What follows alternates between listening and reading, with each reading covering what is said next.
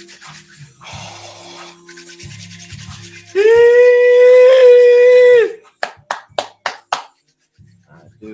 do.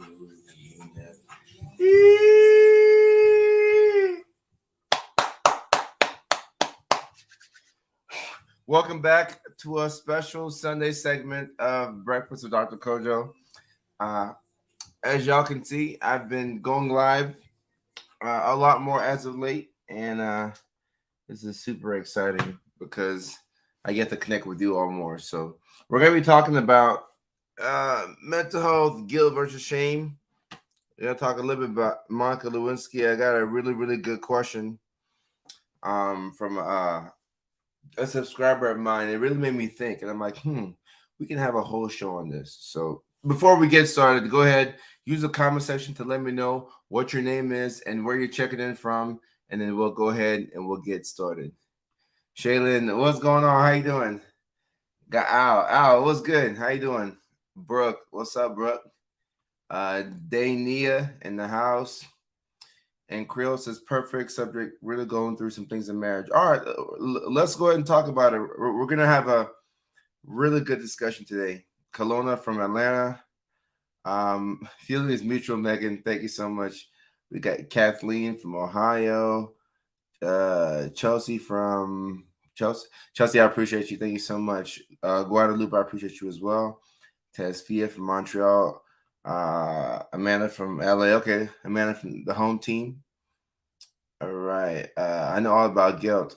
Yeah, shame and guilt, those two things make you feel they can really set you back. You know, they can really set you back, right? So let's go ahead and talk about guilt versus shame, and then we'll talk about today's topic, right? So what's guilt, right? Let's go ahead and figure out what is guilt. In my opinion, guilt is when I've done something wrong and I feel bad for it, right? I feel guilty. You know, you may have regrets about that. And shame is the next level where it's like, wow, I'm a bad person. Like I'm a really bad person because I did X, Y, and Z, right? And when you cross over into shame, you can have depression. It can lead to hopelessness, and sometimes even suicidal thoughts, right?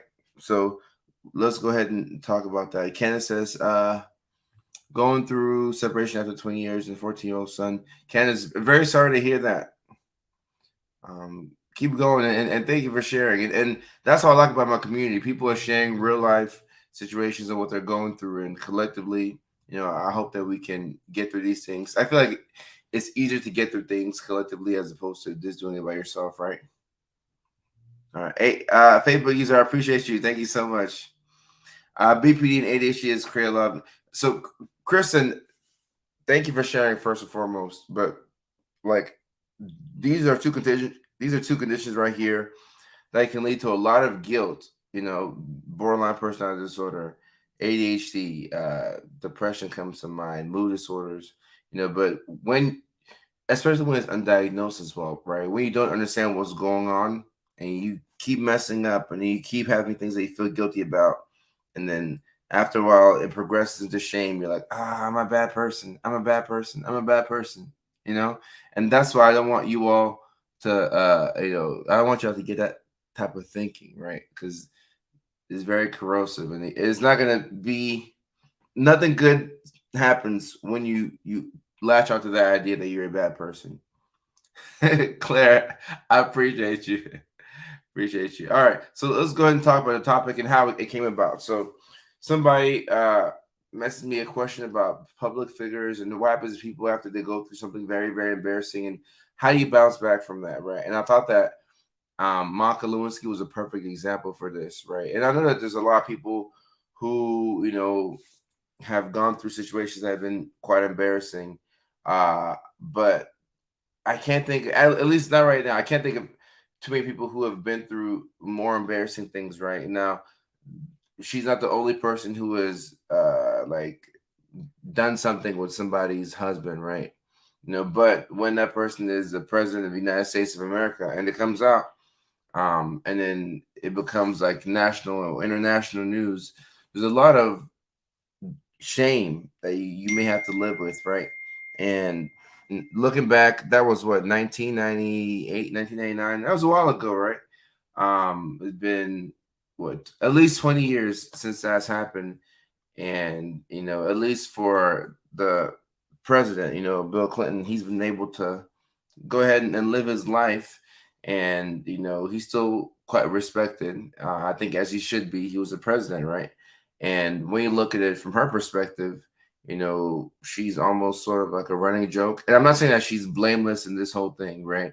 I think that both sides have to be accountable for what they did. Like, both parties were wrong, but the amount of shame and the amount of scrutiny and that public pressure, I think that's quite, it's hard for anybody to deal with, right? So I went ahead, I did a little bit of research. I watched a couple of YouTube videos because I was a kid when all this stuff happened, right? Like when Bill Clinton was president, I was what, 6, 7 years old. So I went back and I watched a couple of videos, and I learned more about the situation. I learned that at least from her perspective, I did not realize that she was actually like in love with the president. I had no idea, but from what I watched, it looked as if she really believed that he loved her. He was gonna leave his wife for her, right? So the feelings became pretty intense. So when he had to cut out the relationship, and then she kept wanting to see him, they went back and forth and back and forth, and of course the blue dress, and then the news came out, boom boom boom, but after the fact, they had her as, oh, this is the evil woman who did X, Y, and Z. And the aftermath is what I'm focused on, right? Like, after having all that information come out publicly, how do you go on with your life, right? How do you go and be a normal person, right? How do you date? How do you live life with that amount of public shame and scrutiny? And watching one of the videos, she mentioned somewhere. This is what I took from it. She mentioned somewhere that she was angry and she was going back and forth and she was calling the president, and she admitted that she thought that she needed to be on antidepressants of some sort. And then she said that after the fact, she did go out and get medication, right? So once again, these things come back to a mental health, that mental health, like, base. If your mental health is in optimal shape, more than likely you make better decisions, right? So and someone saying she didn't feel sorry for Hillary. What about her? All right, so Heidi, before, all right, as we get to this conversation, let me make a couple of things clear. So I she was wrong, the president was wrong, and the people who were really screwed in this whole ordeal were the American people, right? The embarrassment and shame that we collectively had to go through, and also Hillary, right, the wife, because now she has to be embarrassed on a huge stage, right? And the reason why I'm not taking this live from Hillary's perspective, like, her pain is valid, but Hillary, in my opinion, was able to build a impressive political career after that. She went ahead, ran for president. She almost won it, and I think she did an outstanding job to bounce back from the public, um, uh, shame that she also went through. So thank you for mentioning that. Like, when something like this happens, it's not just one person who is hurt. So thank you for mentioning that, Bryce. Thank you, for. Hey, Bryce, I appreciate you, my guy. I appreciate you. Thank you. Um, and Heidi says, "Am I wrong to think that she was morally bankrupt? A woman did this with my husband and took my family." All right, so Heidi, and look, if it means anything to you, I believe she lacked a moral compass. Like, she was not morally correct, right? Like, to go and to be with somebody else's husband, right? And like, that the person's married, because obviously that's the president of the United States, right? That's not right. So there's no way that I'm going to co-sign that. Like, what you did was wrong. It was wrong in 1998. It's wrong in 2022. Is this playing out wrong? Is this wrong? I'm talking about after the fact, right? After somebody's made an awful, awful decision, how do you bounce back from it, right? Because there's everyday people who are watching, my lives, or watching my stories, or watching this content, right?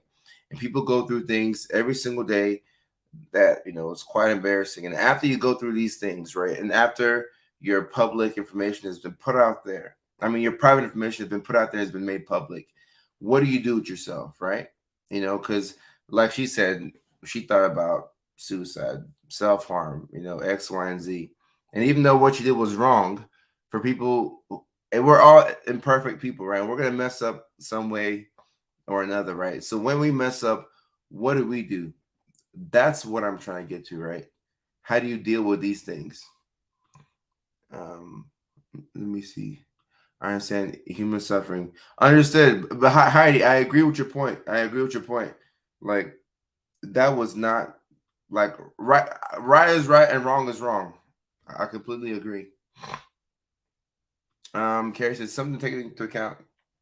If you're an intern at the beginning of your career and the most powerful person in your field, let alone the country, wants a sexual favor, I can see it being difficult to say no. Carrie, I completely agree. I agree. But from what I understood, it was consensual on both ends.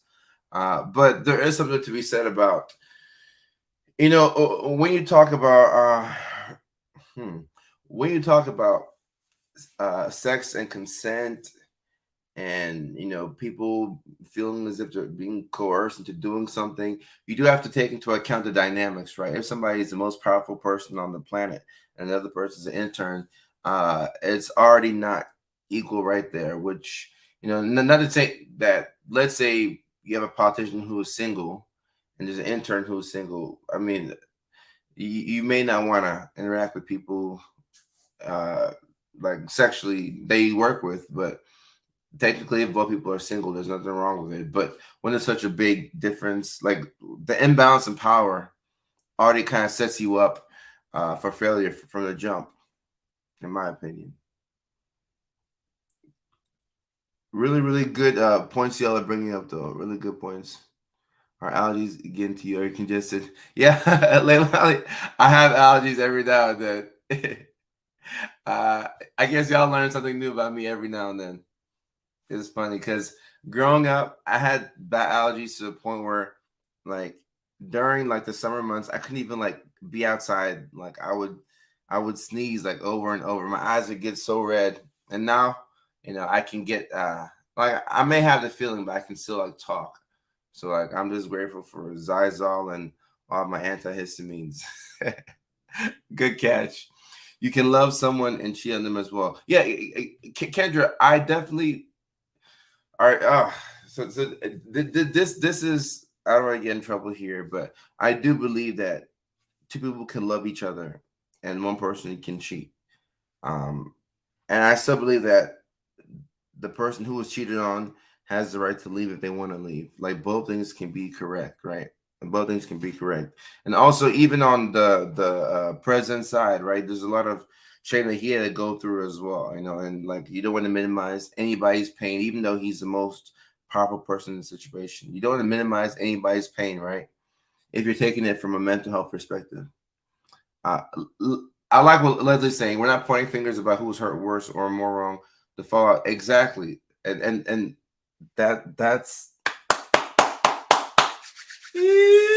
I gotta give Leslie a love of the show because that's where I'm aiming at, right? The fallout. Like, how do we learn? How do we take the lesson from this and help us out in our lives, right? She says he uses position of power and wealth to coerce a much younger woman to something that admittedly she shouldn't have done, but he shouldn't have done. Well, that's one way to look at it. But what we do know is that both people should never have done that, right? Both people should never have done that. And now that it was done, how do you bounce back from it, right? And I thought it was interesting how, she went, or at least Monica Lewinsky, she went decades without really saying anything. And then she came back and started to share her journey, But what I'm thinking about is how does that one person, and I want to know you all's thoughts, right? After something like that happens, how do you go back out there and live like your regular life, right? You go to Starbucks, right? Or you go somewhere and you're showing ID and you take out, like I got my ID right here. You go somewhere and take out your ID and then you give it to the person, you're like, oh, Monica Lewinsky. Aren't you the person who boom, boom, boom, right? Aren't you the person who's in rap songs? Aren't you blah, blah, blah, right? That type of guilt and shame. How do you live with that, right? Um, is how you move forward. You keep going and do not let a poor decision define your life. I I like what Nasha's saying right here. You gotta give Nasha a love of the show. You keep going and you don't let a poor decision define you in your life, right? And it's easy for you. It's easier for you to get to that point where you're like, all right, I feel good about myself. I messed up. You can say I effed up, but now I gotta bounce back, right? But what's harder is the people around you who keep, reminding you like, hey, aren't you? And that's why I would say it's better for you to define how you feel about yourself as opposed to letting other people do it. Because if you let other people do it, they're gonna tell you how you should feel about yourself, right? And then you can be on this emotional roller coaster where people like you, you're up. People hate you, you're down. And you don't want to be at the mercy of other people's opinions. Um, if someone cheats another one, blast your whole family. Kendra, this is a perfect example right here, right? Like, let's say you're in a happy marriage, right? And somebody cheats and then it comes out and then they put it all over Facebook, right? Or you go to church and now everybody at church knows about it. You got the shame, you got the guilt, you have the regret. These are things that we see a lot, or at least for me as a professional, I see these things a lot when it comes to depression, right? You see a lot of regret, a lot of resentment, a lot of wanting to do things over, like you're stuck in the past, right? And then you have that negative thought pattern that you really see in depression where you're like, nothing good ever happens for me. You start to feel helpless. The helplessness converts into hopelessness. Hopelessness is the hallmark sign of suicidal ideation. So I'm not saying that you become depressed and then you want to unalive. No, but these things sometimes progress to that point.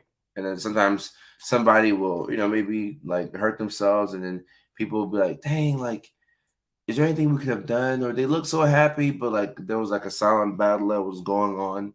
And then you just saw like the final result of what happened, but you didn't see what was happening in between. All right. Rico says, experienced a lot of shame due to mania, but I learned to move on and share it. Like I'm not proud of it, but I hope it helps others. Rico, thank you for sharing. I really appreciate you sharing. And I think I'm actually I want to talk more about mania on this channel, right? Like the same way we talk about ADHD. I want to talk more about mania, and also like real life practical tips for managing it and like how to deal with the shame that comes like after a manic episode. The same way like after a depressive episode, like you're trying to get your life back together and people haven't heard from you in a while. After a manic episode, you may have to like, you know, you're reoriented and then you look around and you're trying to see what damage has been done and you have to pick up the pieces. Maybe you have to repair some personal relationships or maybe you have to repair some, maybe property. Like a lot of things happen in the Mac episode that you may not be necessarily proud of, right? And sometimes the shame and the guilt from that is what's holding you back from getting to that next level, right? Because now you're not manic anymore, you're not depressed, but you're still thinking about what you did. You're having a hard time forgiving yourself. So Rico, thank you for sharing, and we're definitely going to be talking more about that on this page. What if you're hopeless all the time? Well, Gabrielle, good question. Then at that point, it's of course, I always recommend professional help. But if you can get to the source of the hopelessness, I think that's what the professional is for. You talk it through, and you're like, okay, I feel this because of that. I feel that because of this. Okay, I feel hopeless because what happened to you in your childhood, or what happened to you as a teenager, or did you do something that people found out about, or is it coming from like where is it coming from, right? And in this situation, like where we're talking about somebody who's had an affair with a famous politician, we know where the guilt and the shame is coming from, right? But we're still having a hard time. Assuming, let's say, you're working with her, right? You're still having a hard time trying to, put that person in a position to where they can live their life, right? But if you don't know where the feelings of hopelessness are coming from, then I think it's helpful to sit down with a professional and really figure out like why, like why do I feel hopeless? Like where is this coming from? I thought I was gonna be manic after 3 days of barely sleeping, but I guess I'm fine. Well, Laura, I hope you're fine. But like keep taking care of yourself. I hope you're fine. Cheating on someone doesn't mean I agree. I completely agree. And And when it comes to cheating and betrayal, I'll talk more about that on this channel. But I think one thing people are kind of surprised to hear about is that, look, I mean, when people hear from a professional about relationships, people learn a lot of things, right? And one thing that people learn, I guess, from talking to me is that not every relationship is as perfect as people think it is, right? Relationships, like as a mental health professional, I've come to realize that relationships take a lot of work. And, at the end of the day, you're on the same team. You and your partner, you're in the same team. I've had patients who, like I can think of a particular patient who, his wife, she would get these manic episodes, and sometimes she would step out, and cheat on him. Not all the time, but this would happen from time to time. And he did his best to help her get her medication. And he said he was not going to leave his wife. He said his wife was struggling, and in his decision, like, he wanted to stick next to her, and they wanted to work the issues out. I said I completely respect that. Most people do not know that sometimes that's how relationships go, right? And if somebody wants to stick by their spouse, so be it. You have to help that person help their spouse, and they're on the same team, right? Let me see. You obviously aren't professional, because what's being trans have to do with being bipolar? Uh, Tatiana, I'm not sure what you're talking about. I haven't mentioned anything about trans and bipolar. So maybe you thought I misspoke, but I haven't mentioned anything about trans and bipolar. If you have a question about that, let me know. And if I know, I'll do my best to answer it. But I don't remember saying anything trans and bipolar.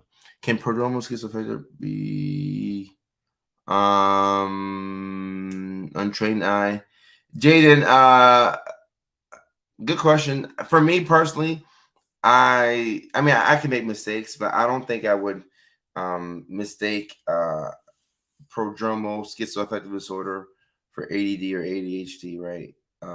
Because ADD, ADHD, like, you can diagnose kids with that. If you're talking about schizophrenia, schizoaffective disorder, normally, uh, we know that schizophrenia happens for boys a little earlier than it does for girls. But for me, I don't think I would mix these two up. And for the untrained eye, I'm not sure, because I'm not sure, because now my eye is trained, right? So I don't know how I would look at it from an untrained perspective. But I would assume that somebody who's not licensed professional that diagnoses may, struggle with this. Christina says, "How about the shame when someone with narcissistic personality disorder can bring to their spouse when they're autistic, borderline, have ADHD, OCD?" Okay, and Christina, I see what you're saying here, and I think this is when boundaries are important, right? Especially when it comes to shame, because everybody needs to feel as if they're worthy, respected, and loved, right? So especially when you're dealing with your own mental health conditions, right? Autistic, borderline, ADHD, OCD. You're already struggling with a couple of things that make life difficult for you, right? So I think it's now you say someone who's a narcissist, right? So it can be difficult to implement boundaries with that type of person, right? But it's important to do so to the best of your ability, right? Because you still have to be able to speak up for yourself. Um, get to some of these new comments. Yeah, I like how Kendra's saying here. Always be diagnosed by a trained professional, right? So, like, I post these videos about, oh, this might look like that might look like this, guilt looks like this, shame looks like this, and I'm gonna post more videos like that. I may even post my I may post some videos today talking about guilt and shame, seeing that I've had questions asked about it.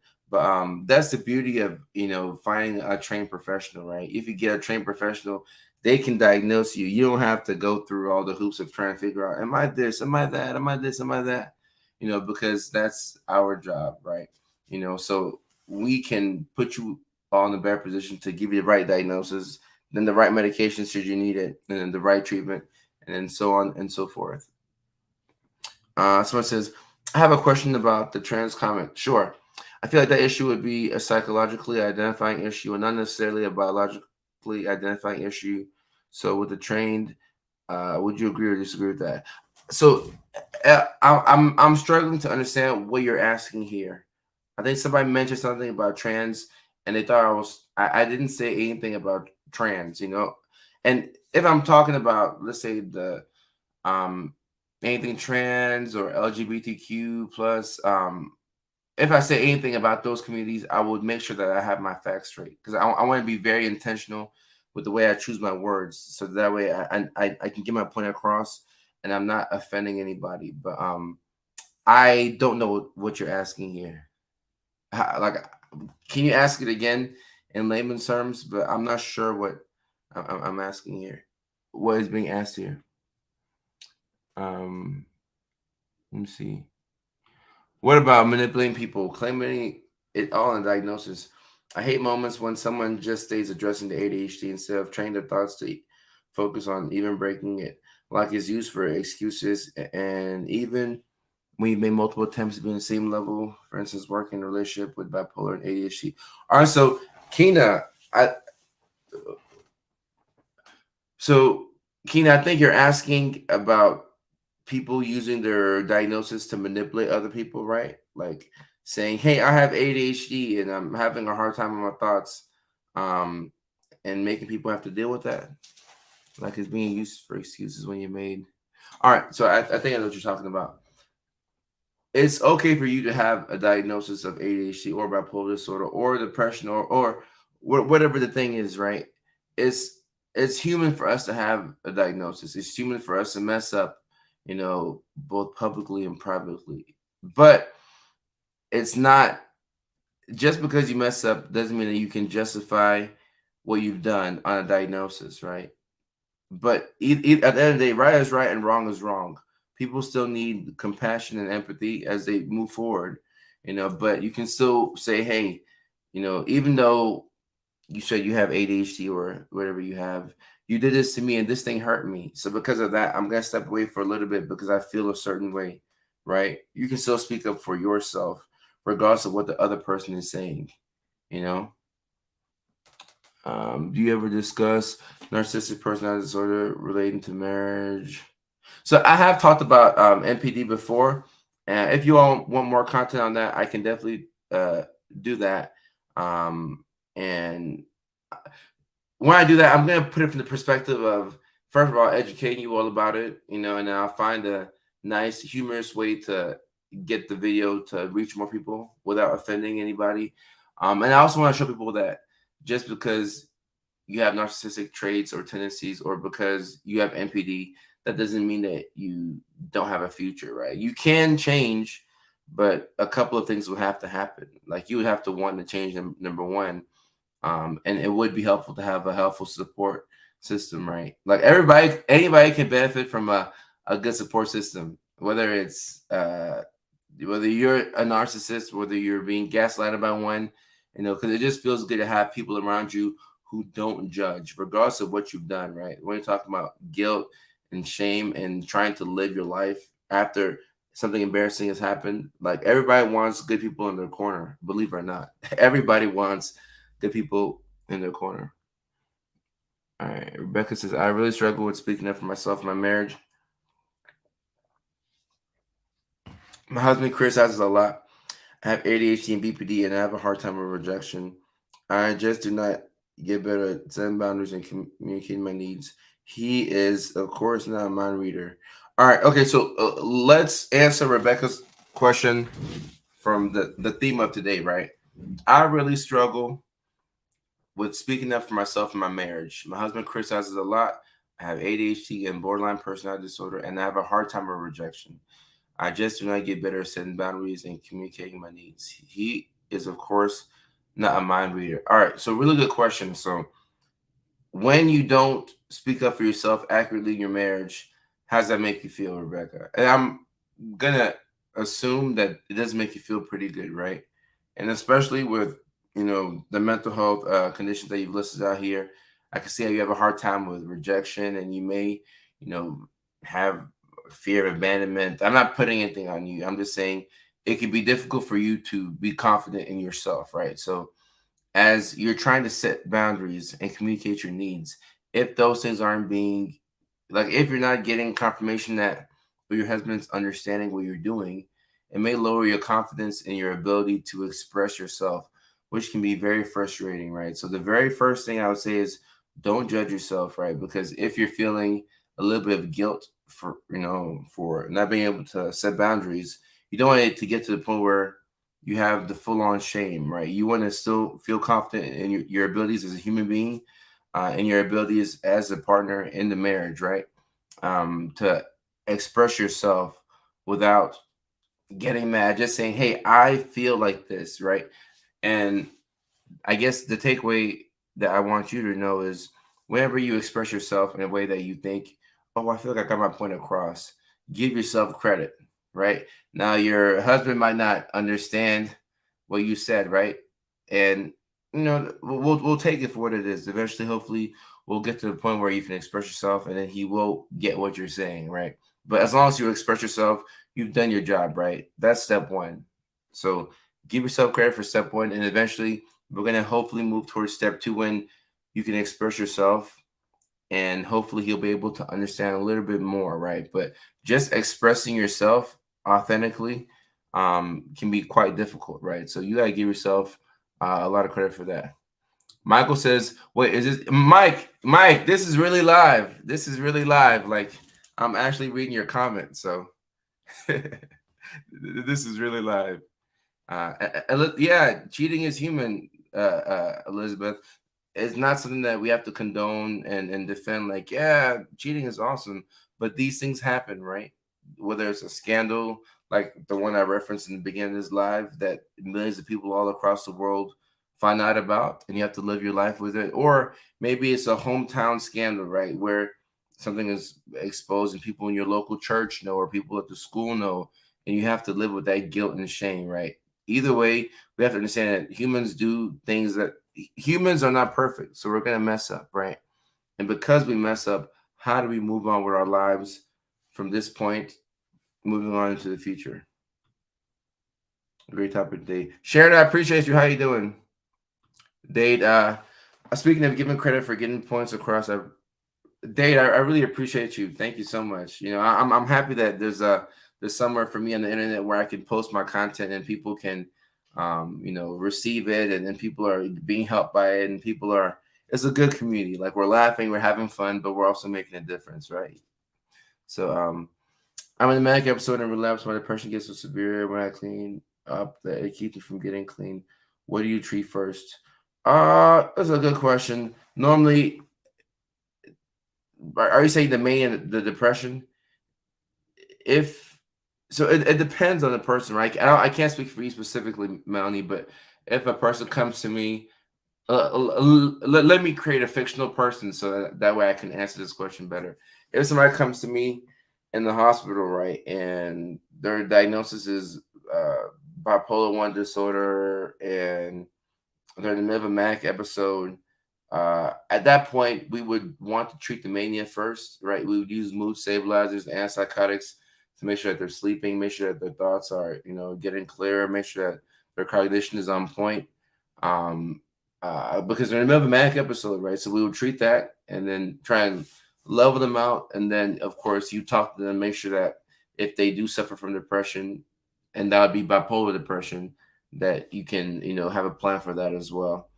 But if you're in the middle of a severe depressive episode, and you still have bipolar disorder, then the depression would have to be treated first, right? So it kind of depends on what's being presented, like what you're seeing in the hospital.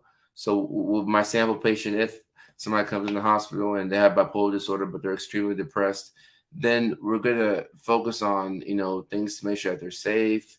We're gonna make sure that their depression is being taken care of, and a lot of the mood stabilizers for bipolar disorder. Um, well, lithium is helpful for suicidal ideation. But you have to come up with a plan to make sure that the depression is also being taken care of, right? I'm trying to like think about how I would take care of this if I was like in the hospital and this is like a sample patient. Good question. Really, really good question. Um, Let me get some more of these questions. Leslie, I appreciate you all. Every single person on the live, I appreciate y'all. All right. Now, all right. So we're past the 30-minute mark. Let me get some Q&A in uh, real quick, answer people's questions. An example, my partner is a male. If I sleep with another male, I cheated. If I sleep with a woman, I did not. If he sleeps with a woman on his own, he cheated. If we do together, he did not. That is something we communicated together and set boundaries on. Well, Kendra, in my opinion, I think that's perfectly fine, right? Because when cheating happens in a relationship, where does the hurt come from? The hurt comes from the fact that somebody went behind your back and they, betrayed you, and that hurts, right? But if you have the agreement laid out to where it's like, hey, this is I'm one partner in the relationship, right? As a lady, this is what we've agreed that I can do, and then this is what we've agreed that he can do, right? Like, you both have rules and boundaries. So if you stick within those guidelines and boundaries, then everything's fine. But if you step out of it, then something's going on. So just nothing wrong with this. Sydney says, who should someone seek for help for, a psychologist or psychiatrist? It depends. If you think that whatever you're struggling with would require medications, I would say psychiatrist first. But honestly, at this point, if we're being truthful,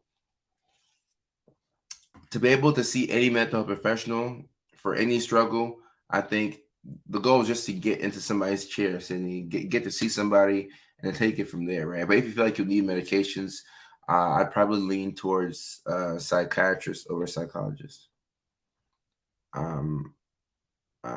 Candace, I appreciate you. All right. Do you treat active addiction or depression first? Once again, a good question. Good question. It depends on the scenario, right? And like, I guess the best way to put it is, it depends on what's the most pressing at the moment, right? So if the person's depression is so crippling to the point where, you know, they're having thoughts of not wanting to be, then, like, we're going to take care of the depression first, right? Or if the addiction is so bad to the point where, I mean, I don't know what the substance in question is, but if the addiction is so bad to where you're having to keep Narcan around, I mean, it just depends on what's going on. Then you may want to prioritize that a little bit more, right? Just depends on what's going on. Rebecca asked a good question. First of all, very sorry for your loss, Rebecca. I read your comment a little bit earlier, and I just not got to it. How do you get over the guilt associated with the loss of your spouse's suicide, especially with things that happened prior to 10 years ago? So, Rebecca, first of all, it'd be nice to absolve yourself of any responsibility for what happened, right? Like, it's not your fault that this thing happened. And it's tough when things happen and it's devastating like this, because you may replay it over and over in your head, and you may ask yourself, or you may tell yourself, if I had done a couple of things differently, or if a couple of things weren't the way that they were, maybe would so and so still be alive, right? But I think it goes back to the basics, right? Like being kind to yourself, like allowing it, like giving yourself the space to be a human being who can make mistakes, right? And I'm not saying that you made a mistake that led to this, but you could make mistakes in life, right? Sometimes we don't do all the right things. Sometimes we're not as present for the people that we love as we'd like to be, right? And it was not your fault that this happened, but sometimes things happen to us that we can't control, and it's up to us to do the best to put our lives back together, right? And live a life that we are proud of, right? So, I think sometimes trying to get over the guilt, Rebecca, might be where the pain is coming from, right? You're trying to get over the thing, so you're actively trying to like change how you feel about something that cannot be changed, right? Like, you can't go back in time and undo that, right? But you can, like, starting today, like, kind of rewire your brain, to make it, because sometimes the thoughts that go through our brain doesn't represent who we are, but sometimes you have a couple of negative thoughts that come in every now and then that say, I'm a bad person, I'm responsible for this, I'm blah blah blah, right? But being kinder to yourself, and recognizing that, hey, I'm doing the best as I can, and it's been a decade since this thing has happened, but I'm still struggling to process it. I think that if you can start right there, then I would say you should be very proud of yourself, right? And you should be proud of yourself regardless, and you're doing the best that you can. You gotta realize that you're doing the best that you can. All right, alive on Tourette's. Okay, I can add it to the list, but I would have to go back and also do my research, make sure I come with evidence-based information because it's been a while since I've reviewed Tourette's. Um, Let me answer some random questions. SSRI is an increasing risk of suicide. How can that be discussed more with family? All right, so key obsidian. I think. I mean, anytime that you put, you know, like especially like an adolescent, right, on an antidepressant, you want to tell them like what's the risk and benefits of the medications, right? So like it goes something like I talked to a patient who is 17 years old, and I'm talking to them and I'm talking to their mom. I'm like, hey, this is Zola, Paxil, Celexa, boom, boom, boom, whatever. This is antidepressant. It's supposed to help out with depression and anxiety. I think it can help you out. But at the same time, here's some of the side effects. Like it might mess up your stomach for a little bit. It might take a couple of weeks to work. And then, I would actually let the patient know, hey, also sometimes when people take these medications, they may have increased thoughts of, suicide. So if something like that happens, please let me know ASAP. Don't feel bad about it. Just so that it's been reported well, not everybody, but for some people. So just let us know ASAP, and then we'll get on top of it, and we'll take care of it. And if a patient really wants to know more, you can say, all right, here's black box warning. Like you can really get to into detail with it. And I think like at least for me when I was seeing patients day to day, I used to really enjoy explaining things to the patients of course, like I use my best to simplify it and not use big words, but I want to tell them everything about the medication that I possibly can. But it's kind of like when you're talking to like a baby who doesn't like understand big words, and you talk to the baby and you use like adult words because you want them to learn how that works. Like I don't want to confuse a patient, but I want to give you as much information as possible, for two reasons. Because I want you to know that, hey, you can ask me any question, and then for number two, so that way you feel confident when you go home and you have your medication bottle. And if it's a medication taken for the first time, right, and you forgot what the doctor said, you may come home, right? You pull up a chair and you're like, what does medication do? And you go online and you Google, what does medication do, right? And then you may come across all these people who have said, I took this medication, my hair fell out, all kinds of stuff, right? So it can get pretty scary, at that point. So it's best to have a really, really solid relationship between you and your provider, right? Because they're the ones who will tell you what is going on exactly. Rebecca, I appreciate you. I appreciate you. I'm sorry to hear about what's happened, but I think that just you even asking the question, it shows that like your intent is good, right? So hopefully you can allow yourself, to move a little bit closer towards peace. But grief is so complicated that sometimes you can be doing like you can be having like the best couple of months, and then 1 month you're just sad for no reason about something that happened 15 years ago, right? And then you start to question yourself, like I thought I was over it. Sometimes things happen in life that I don't think we ever really get over, but we do our best to kind of just move forward, right? So if we shift our attention from, oh, I got to get over it, to, oh, this happened, but I'm doing the best that I can, I think it just makes it easier for ourselves. Like we don't have to like complicate life, but and I'm talking to myself too. Like sometimes I try and complicate things. I'm like, all right, coach. Like I have to take my own advice and say, all right, I'm gonna just chill out for a second, and try and give myself just some space, just to breathe, right? TMS. What about TMS? Transcranial magnetic stimulation. I can post more about that, but that's it has been shown to be helpful for depression, but I'm not sure how accessible it is to everybody. But I'm a big believer in TMS and neuromodulation in general. So hopefully I can post some more videos about that. Let me. I like the end of the lives. I just like this whole live platform. Like I come up with a topic, like what mental health, shame, Monica Lewinsky, right? And then after that, we do a Q&A, and I just get to see where people's heads is at. I think it's super cool. But postpartum depression can last years. Yes, it can. And in my opinion, I think I've seen a study that said that some women have reported symptoms of postpartum depression to like after even 3 years of like post birth, right? So I think like in a perfect world, right? And we don't live in a perfect world, so maybe we can just disregard what I'm about to say. But in a perfect world, I feel like when uh, a lady finds out that she's pregnant, from that moment, there should be some type of provision for her to get mental health care. Like from the moment you find that you're pregnant to when you had the baby to like at least a year after, and sometimes even longer, but postpartum depression is, it can be confusing, right? I think that's the word I can best use to describe it, because like you have a child and people are congratulating you, and there's baby showers, and there's gender reveals, and people are making videos on Facebook, and then you got the piñata, and then like you hit it, and then it's blue, and it's a boy, and everybody's happy. But then like if you're like silently like sad, then it's hard to admit that you're sad because people are thinking that you should be happy. So postpartum depression is quite confusing. And as I'm seeing these questions, I'm thinking about what type of content I want to record for the week. I think that I can definitely shed light on that.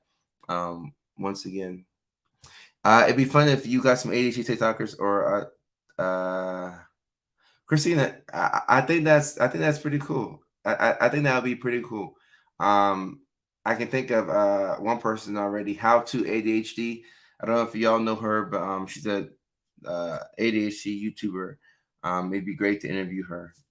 These none of these are bad ideas. These are all good ideas. These are all good ideas. Um, Natasha, what's going on? How you doing? The ADHD UK waiting list. Uh so uh UK out there. I think y'all use the NHS or something like that. I still don't know about the UK healthcare system all the way, so I have to educate myself a little bit more on that. But in terms of like how to, I guess what you're asking is ADHD tips while you're waiting to be diagnosed, right? And I think what can be helpful, let's say you think you have ADHD, right? Like Natasha, right? I think I have ADHD. What do I do?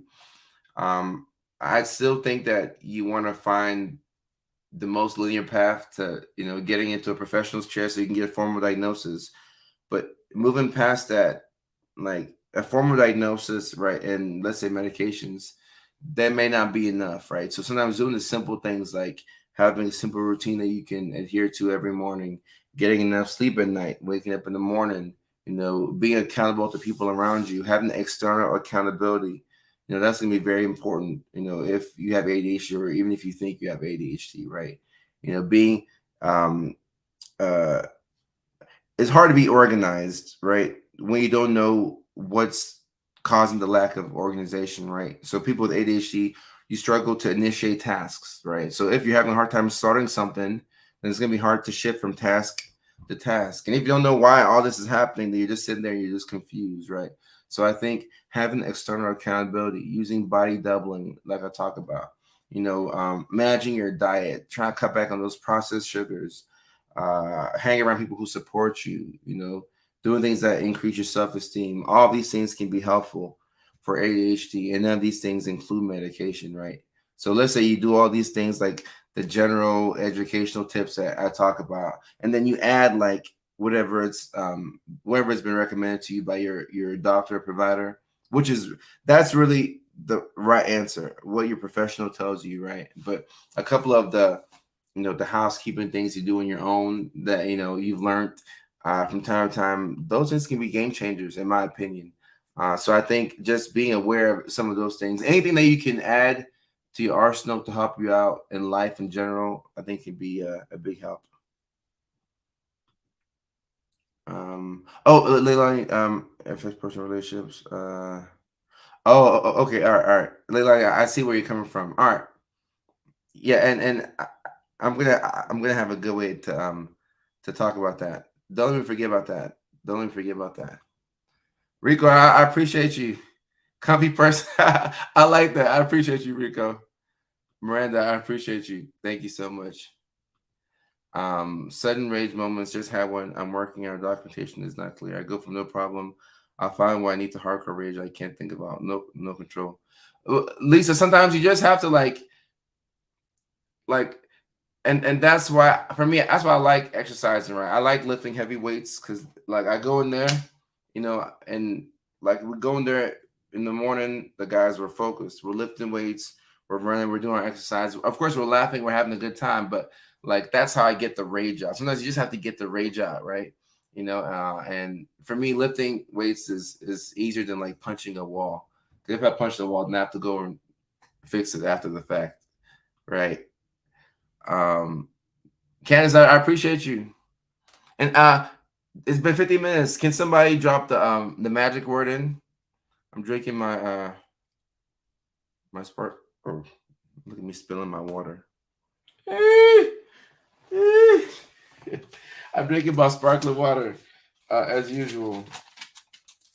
So somebody drop the magic word in make you 50 in the chat while I clear this water up. Uh, Miranda, I appreciate you. I appreciate you, Miranda. Cheers. Cheers. That's a magic word. Cheers, y'all.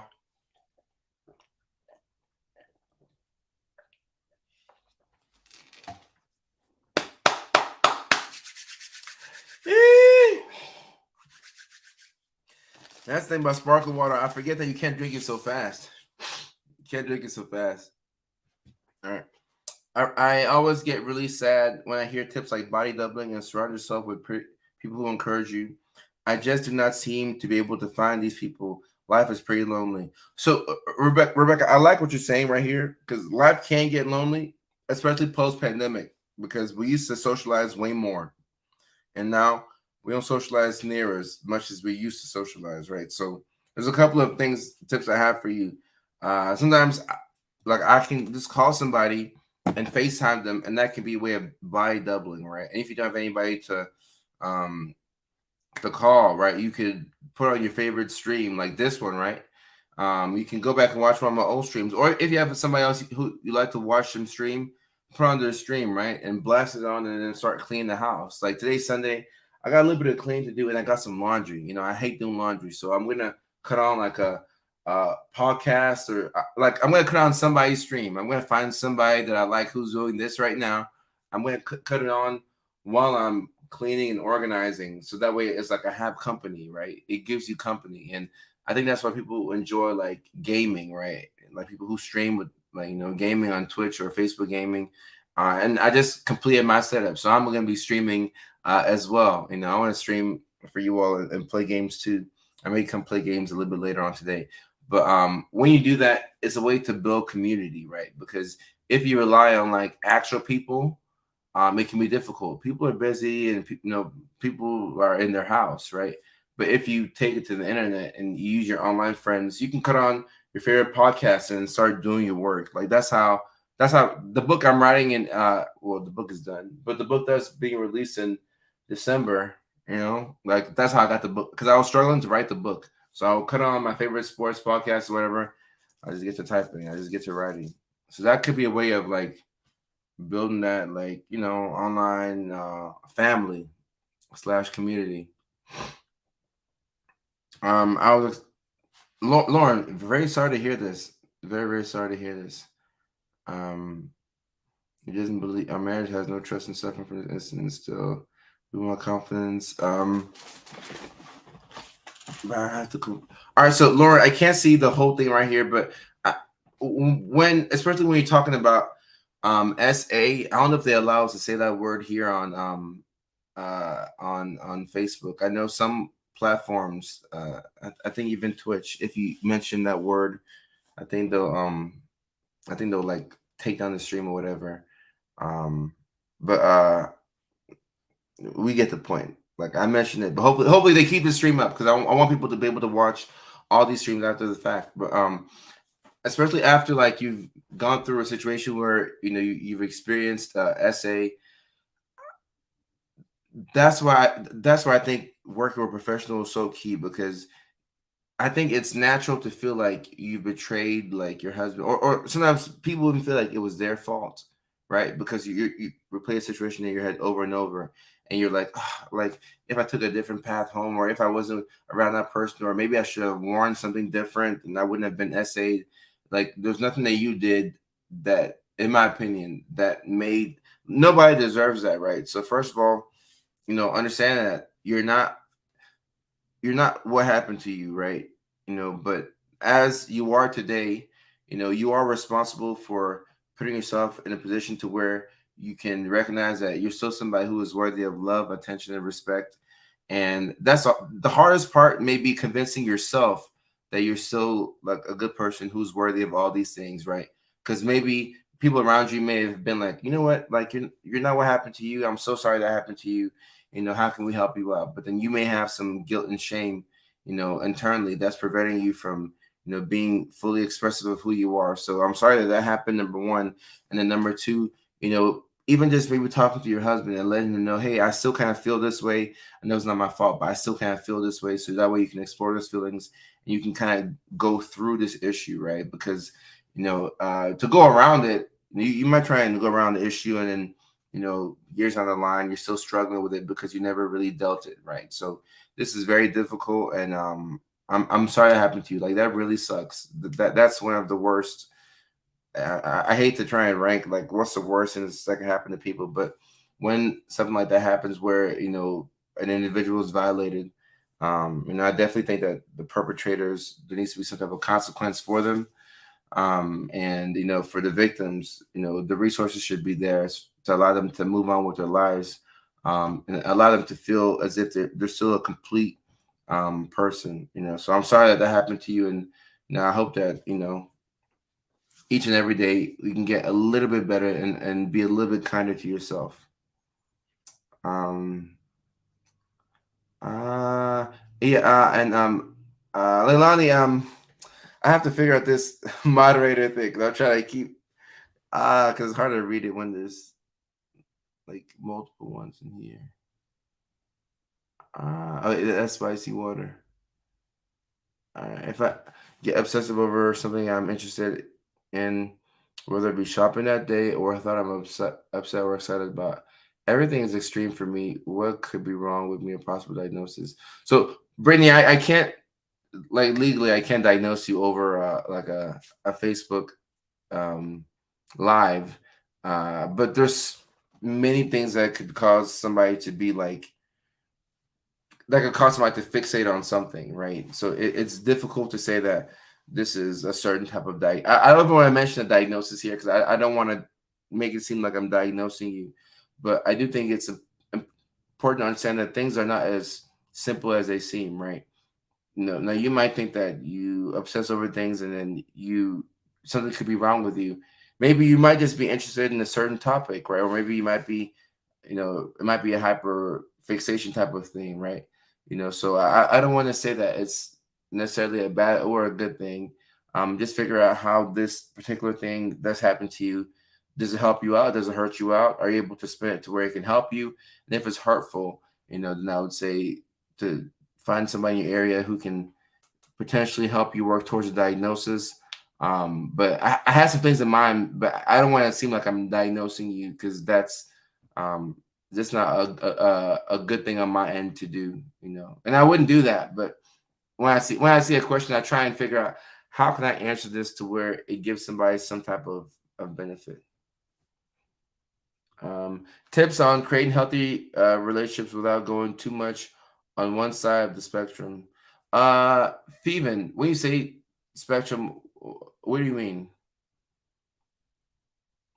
What do you mean when you say spectrum? Because I want to be clear before I answer that. Any benefits to the association? Jamal, good question. Really good question right here. Any benefits to the association? Um, in the sense, the association could kind of, you can make an argument that it can kind of be protective, like it could be a way of you protecting yourself, because a lot of times there's a link between dissociation and trauma and things that have happened in the past, so it could be like I would not be surprised if somebody spoke about dissociation from a protective perspective, where oh, this is something that like it helps you maybe not think about trauma, or it helps you, it takes you to a different realm, so dissociation, it could be beneficial in my opinion. It could be, but at least the way we talk about it for the most part is, more so of something that's not like a desired outcome. But that's a really good question, Jamal. I'm not sure the exact answer, but I do want to explore that. I think that's a fantastic question. I love those questions because it gets me thinking. Like, are th- that's a good question. That's a good question. All right, so Peter says,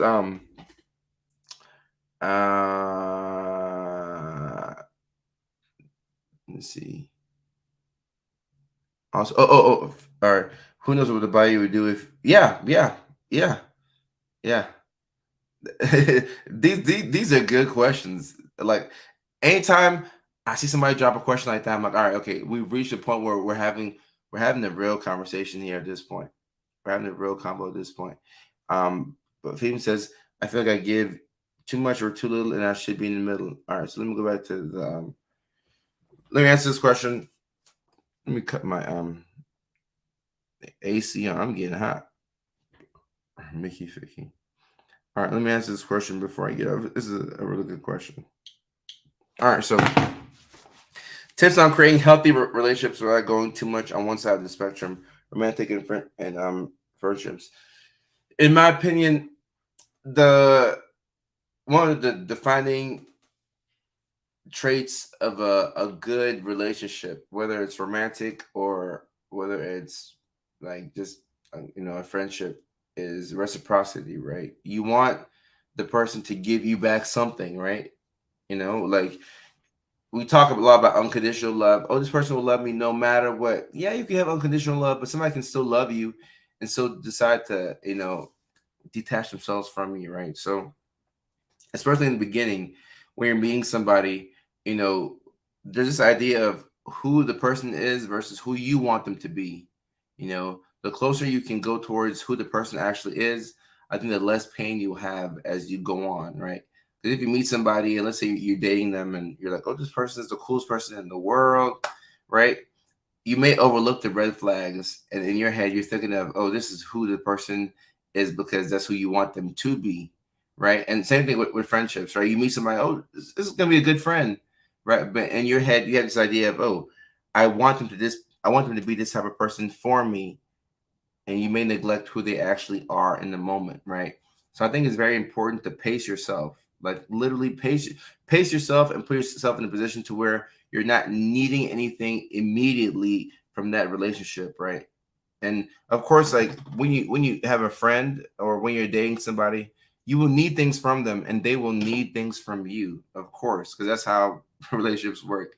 But putting yourself in a position to where you don't need anything from the other person and you can take your time, that'll help to like eliminate a lot of issues, right? Because you don't need anything from them, so you don't have to mentally manipulate the situation in your head to where you've made them the person that you want them to be, right? Because you're looking at all their positive traits, and then you're looking at the potential, or this person's gonna be so good for me, or this person, like I love friends like this who do blah blah blah, or who have these common interests, right?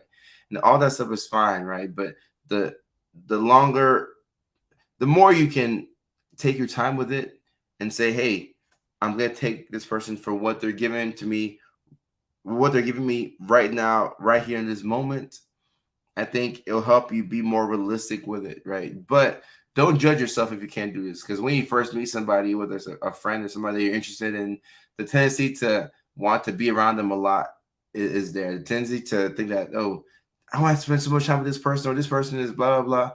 Those are all like normal things, right? So without you telling yourself, hey, I might need to chill out.